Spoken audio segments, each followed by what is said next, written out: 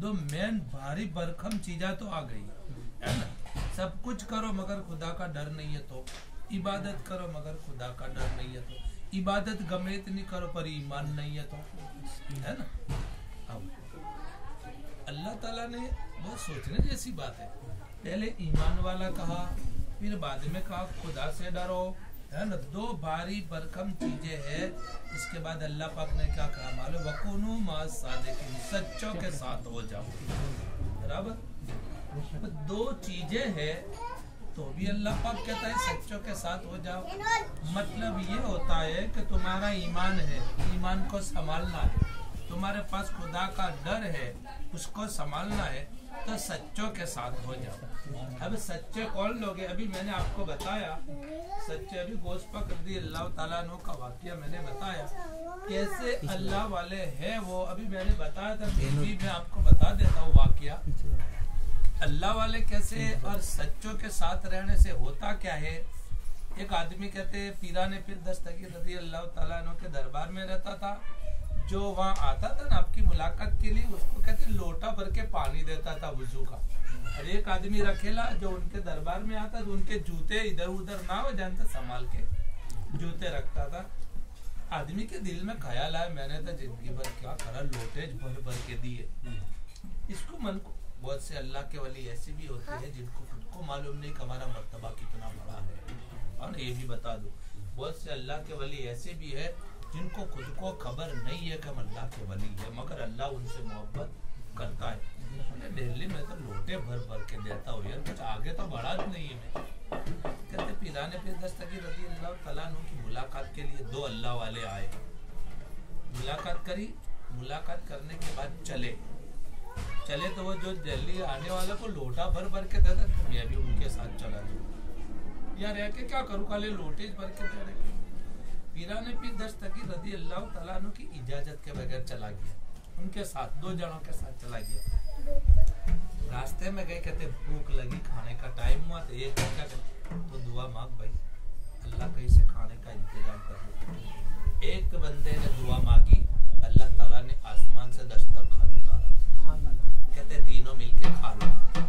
तीनों ने मिलके खा लिया। जब दूसरा टाइम हुआ, बोले भाई पहले वक्त मैंने करी थी, अब तेरी बारी है, तू दुआ कर। उसने दुआ मांगी, अल्लाह पाक ने दस्तरखान उतारा, दोनों ने खा लिया। कौन थे? जो मेहमान आए लेते हैं, लोटे वाला अभी बाकी है, लोटे वाला अभी, उनको बहुत सी जगह पर लोटे वाले पीर साहब भी कहते, लोटे वाले बाकी है। उन्होंने दुआ करी, खाना आया, तीनों ने मिलके खाया। तीसरी मर्तबा जब खाने का टाइम हुआ ना, क्या कहते खबर है भाई, हमने तो हमारे दो मर्तबा दुआ मांगी, अब तुम्हारी बारी हो। देखो सच्चों के साथ रहने में कितना फायदा है। हमने तो दुआ मांगी थी, अब तुम्हारी बारी है। वो बेचारा दिल में सोचे यार मैंने तो जिंदगी भर लोटे सीधे करे, लोटे भर भर के दिए, क्या खबर मेरा उरूज कितना हुआ है, क्या हुआ क्या नहीं हुआ, जैसा सोचता रहा। तो दुआ मांगो, अब तुम्हारी बारी है भाई। इसने दुआ मांगी, क्या कहता आओ भाई, फिर क्या कहता है खबर है, ये लोग दो जनों ने दुआ मांगी, वो तो मन में मांगी है, अब अल्लाह जाने क्या मांगा होगा, बराबर तो मेरे भी मन में दुआ मांगनी पड़ेगी। तो वो बंदा क्या कहता है खबर है, अल्लाह दुआ मांगना तो आता नहीं है, पर आज दो जनों ने जो दुआ मांगी इसके सदके में मेरा भी काम कर दे। ये क्या हुआ, दो दस्तरखान उतरे, दो थाल उतरे, दो जनों ने खाया। तो वो दो मेहमान थे ना अल्लाह के वाले के, बहुत जोरदार, बहुत बड़ा बुजुर्ग है, अपने तो एक एक दस्तरखान उतरा, इसके लिए दो दस्तरखान उतरे। तो फिर खाने के बाद क्या कहते खबर, ये तो बता यार, तूने हमारा तो एक एक उतरा, तेरे दो दस्तरखान उतरे, तूने कैसी दुआ मांगी थी ये तो बता। बोले यार देखो दुआ मांगने का, अल्लाह की बारगाह में मांगने का तरीका सबको नहीं आता है ना। एक कंजूस में कंजूस कोई होता है ना, कोई जिद पकड़ता है, इसके पास ही 10 रुपये ले लेता है, नहीं लेता। तो अल्लाह वाले तो सखी होते हैं और खुद अल्लाह की जाते, मांगने का तरीका है तो अल्लाह दे देता है। क्या कहते हैं, हमने तो मांगा था, तुमने किस तरह से मांगा? बोले हमने दुआ मांगी थी कि या अल्लाह ये दो जनों ने दुआ करी है ना, उन्होंने जो दुआ करी हुआ इसके सदके में खाना उतार दे। तो अल्लाह खाना उतारता था। बोले तूने क्या मांगी? तुमने क्या मांगी थी 2 जब? बोले हमने ये मांगे थे अल्लाह गोश्त पाक का कायम लोटा भर भर के पानी देता है, इसके सदके में खाना उतार। बोले इसके लिए अल्लाह पाक ने उतार दिया। इसके लिए कहते हैं, मैंने बताया कि 2 भारी भरकम चीजें अल्लाह पाक ने तो कहा, ईमान वाला भी कहा, खुदा से डरने वाला भी कहा, 2 चीजें बताई। इसके अलावा अल्लाह पाक कहता है सच्चों के साथ हो जाओ।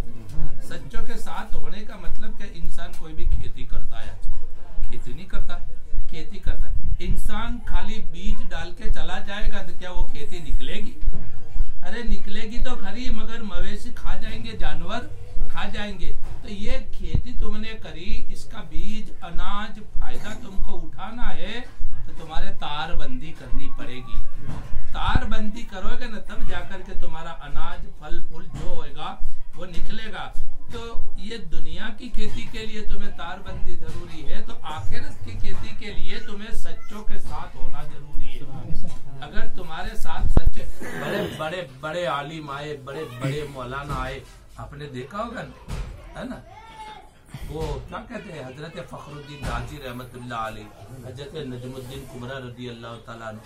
फखरुद्दीन राजी रहमतुल्लाह अलैह इतने बड़े आलिम थे, इतने बड़े आलिम थे, कोई उनसे एक सवाल करे न, आज अपने एक बात के 2-3 तर्जुमे करने होते हैं तो फांफे हो जाते हैं, नहीं कर सकते। वो एक बात के 360 जवाब देते थे। कौन? हजरत फखरुद्दीन राजी रहमतुल्लाह। एक बात के 360। इसमें खुदा की तो कोई बात करे ना, खुदा कैसा है तो बोले ये जवाब में, खुदा कैसा है तो ये जवाब में, ऐसे 360 दलीलें देते थे। उनके पीरो मुर्शद का नाम हजरत नजमुद्दीन कुबरा। मुरीद बने, मुरीद बनने के बाद वो तो चले गए, बहुत बड़े आलिम थे, चले गए। कहते दुनिया में उनके साथ कोई मुनाजरा नहीं कर सकता। इतने बड़े फखरुद्दीन राजी रहमतुल्लाह अलैह इतने बड़े आलिम थे। कहते इंतकाल का वक्त करीब आया ना, तो एक इंसान सामने आया और कहा कि फखरुद्दीन तो बहुत बड़ा आलिम है यार, खुदा को मनवाने की 360 तो तू दलीलें देता है, तो कितना बड़ा आलिम है, चल एक बात का जवाब दे, तो खुदा को मानता है? बोले हाँ मानता हूँ। बोले दलील दे। एक दलील दी, रद्द कर दी। बोले दूसरी दे, रद्द कर दी। 360 दलीलें दी, सबके सब रद्द कर दी।